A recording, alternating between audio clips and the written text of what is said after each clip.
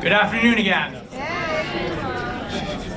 Please stand if you are able for the national anthem, performed by members of the Dover High School Choir, led by Brad Whiteknight. Oh, say can you see by the dawn's early light what so proudly we hailed at the twilight's last gleaming, whose broad stripes and bright stars through the perilous fight o'er the ramparts we watched were so gallantly streaming, and the rocket's red glare, the bombs bursting in air, gave proof through the night that our flag was still there.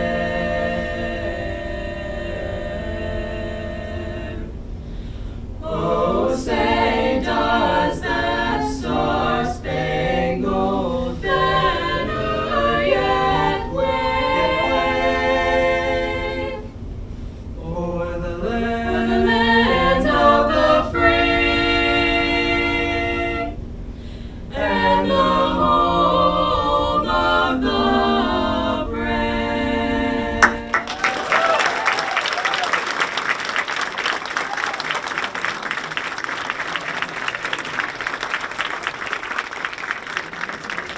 That was amazing. Wow. Thank you, Brad. Hi, everyone. My name is Brian Boyle, and since last Friday, I've been proud to serve as the Chief of Staff for DNREC. That makes me, I think, the newest member of the DNREC family, and I'm thankful to the Secretary and Deputy Secretary, and so many of you who welcomed me and made me feel at home here. I'm excited to get to work with many of you over the coming weeks and months.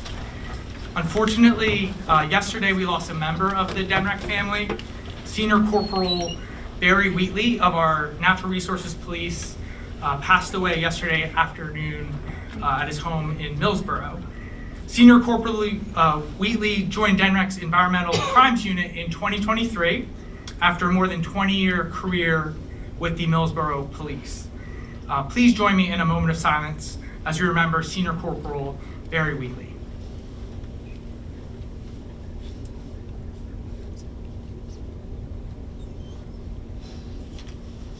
Thank you. We have a number of dignitaries here today that I'd like to recognize. Secretary of State Charny Patimanda Sanchez is here. DNREC Deputy Secretary Dana Cobb is here. Representative Sophie Phillips is here. Representative Bill Bush is here. From the Governor's Office, we have Nico Brady and Ray Lewis. And from the Lieutenant Governor's Office, we have Sarah Stowens. I know we're also joined by DNREC and other public employees, nonprofit partners, friends and family, and so I want to say thank you all for being here today and sticking with us, and those of you who joined us through the YouTube live stream, which I hope is working. I have the honor of introducing our first speaker today. Kyle Evans-Gay is a true public servant. From her time as a deputy AG to her tenure as state senator and now as our lieutenant governor, Kyle's always been a relentless advocate for children, families, and our future. She's championed access to affordable health care and child care, and she's been in the fight to protect our natural treasures and the most vulnerable in our communities. Most importantly, Kyle is a genuinely good person, and I have an anecdote to prove it. A few months ago, I attended a bill signing at the DuPont Environmental Education Center, which is a beautiful space, but with limited parking. As a result, a few of us had to park about a mile away and hike up. I'm a fast walker, but I knew I was going to be late for the event because of the long walk, until a car pulled up and a voice said, "Get in." That voice was Kyle Evans-Gay. Kyle insisted on giving me a ride up to the environmental center and then did the same for other staffers. She literally started an ad hoc shuttle service for staffers like me. And as a result of her kindness, Kyle was very late to the bill signing. Luckily, there were a number of elected officials speaking, so she really didn't miss much. But in seriousness, that's the kind of person Kyle is. She's selfless. If you're walking down the road, she will literally give you a lift. And as our Lieutenant Governor, I know we can count on Kyle to continue to lift all of us. So please join me in welcoming our Lieutenant Governor, Kyle Evans-Gay.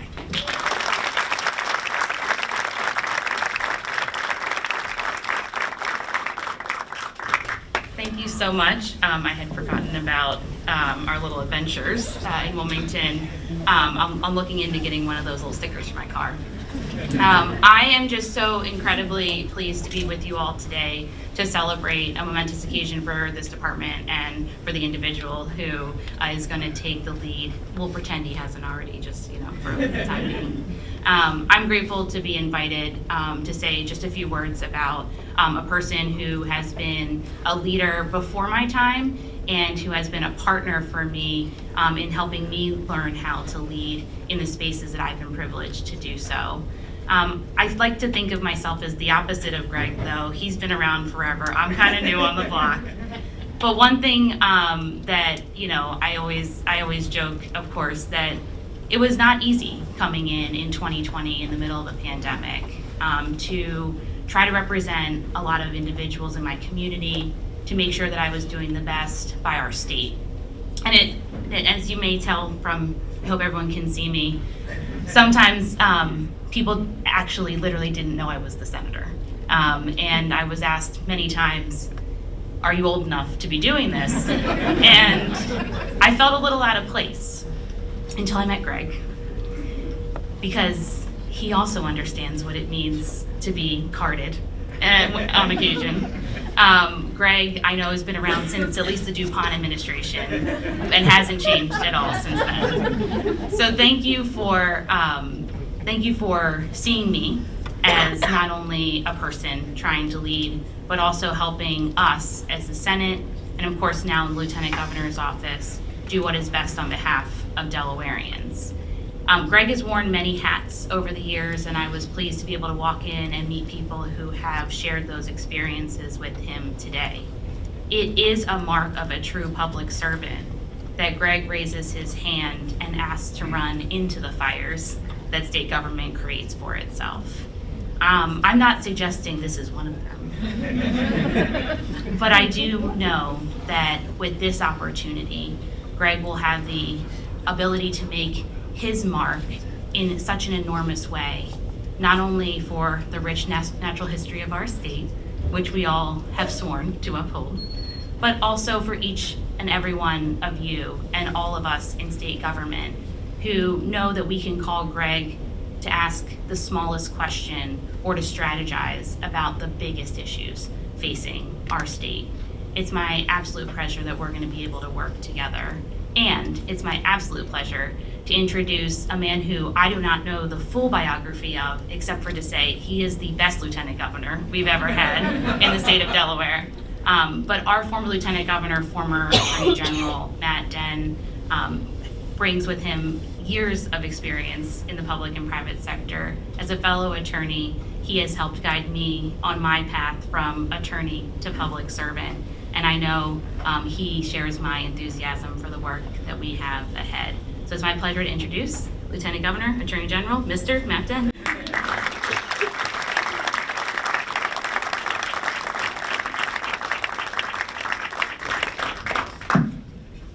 Good afternoon, everyone. Lieutenant Governor, thank you. I was Lieutenant Governor for 6 years, and as best as I can recall, was never invited to anyone's swearing in. So you're 2 weeks in, and you got me beat already. And I enjoyed the car shuttle story. When I got elected Lieutenant Governor, my kids were 4, and my car was a disgusting mess, and no one would accept a ride from me anywhere. So you had me, the mere fact that people will enter your car with you, you got me beat on that front too. I only have a few minutes to talk about my friend Greg, and Lieutenant Governor made some reference to this, but this is called his swearing in, and some of you may be saying to yourself, what's that all about? This guy's been working here for a week, and I'm doing everything that he's telling me to, and now I'm finding out that he's not official yet. So rest assured that this is more like a renewal of wedding vows type event. He's gonna recommit himself, but he's been legit for at least the 1 week that he's been giving out orders around here. There is so much going on in our country right now that affects DNREC, and I'm sure that a lot of you have those types of things on your minds today. And with so many avenues to go down and so many issues to potentially talk about, I thought that I would focus on the one thing that would probably be front of mind for me if I was someone working at DNREC who was here today, and maybe front of mind for some of you as well. And that is how to suck up to the new secretary. So I have a short list of tips that I've prepared that I thought I would run through for you. Sucking up tip number 1.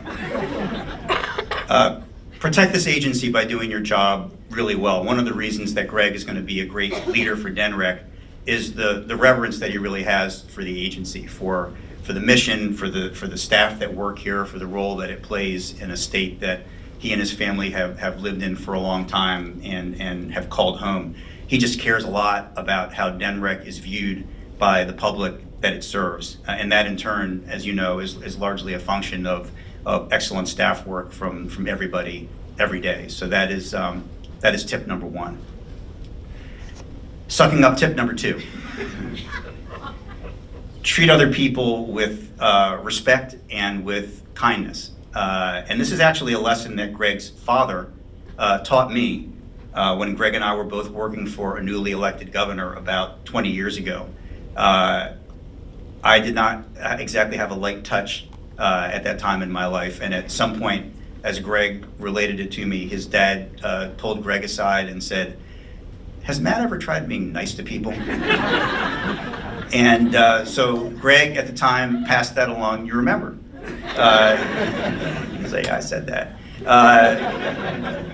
So Greg passed that along to me, and I tried it out, and it actually worked pretty well. And Greg, of course, had been taught that way at home.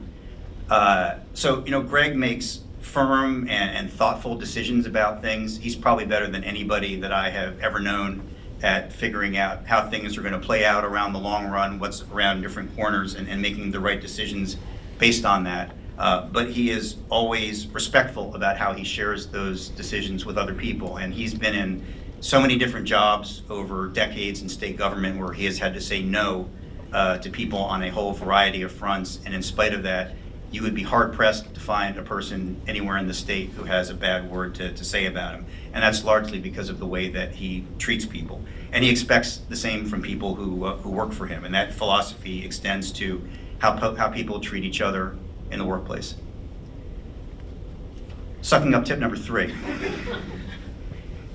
While adhering to sucking up tip number 2, also share your opinions. Greg and I learned when we were working together, sometimes the hard way, that the people who work on the front lines every day, they often have a lot of important information about stuff that people one step removed don't have. And so unlike some agency heads who maybe don't want to hear contrary opinions, Greg actually likes to hear them, and he likes to hear them through appropriate channels.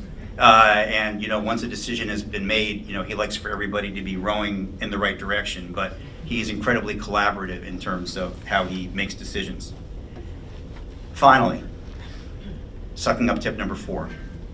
Greg likes fancy beer. He does not like it in the workplace. He does not like it during working hours. He does not like it to excess, but Greg really likes fancy beer. So I'm going to leave it there. But the bottom line is, if you love this agency, and I suspect that you do, you're going to love working with Greg because he loves it too. And he has the skills and the experience to take it to new heights in what truly is a very challenging time.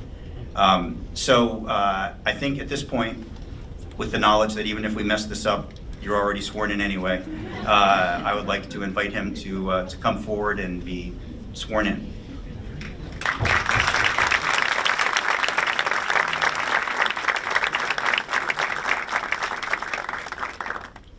I, Gregory Patterson, I, Gregory Patterson, do proudly swear do proudly swear to carry out the responsibilities to carry out the responsibilities of the office of Secretary of the Office of Secretary of the Delaware Department of Natural Resources and Environmental Control of the Delaware Department of Natural Resources and Environmental Control to the best of my ability, to the best of my ability, freely acknowledging freely acknowledging that the powers of this office that the powers of this office flow from the people I am privileged to represent. flow from the people I am privileged to represent. I further swear I further swear always to place the public interests always to place the public interest above any special or personal interests, above any special or personal interest, and to respect the right of future generations and to respect the right of future generations to share the rich historic to share the rich historic and natural heritage of Delaware. and natural heritage of Delaware. In doing so, In doing so, I will always uphold and defend I will always uphold and defend the constitutions of my country and my state. the constitutions of my country and my state. So help me God. So help me God.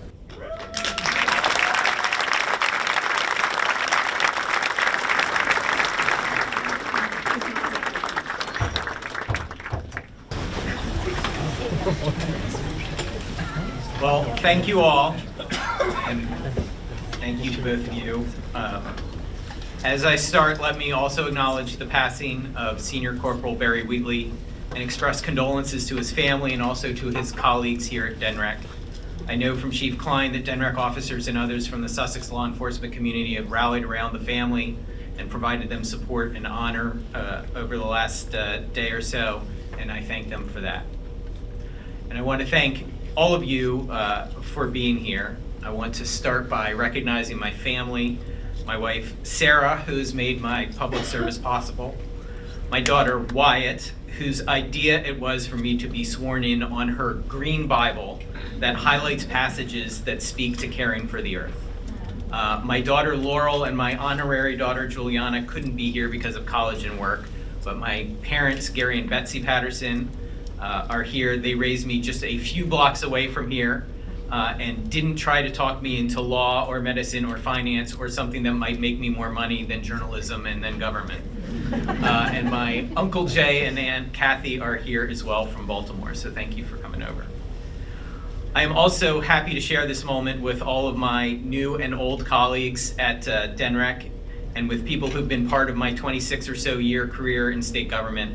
Governor Meyer is the first person I owe thanks to for today for trusting me to take on the responsibility of leading this agency and working on the issues in our lane that he is passionate about. I want to thank Lieutenant Governor Gay for being here and for her kind words.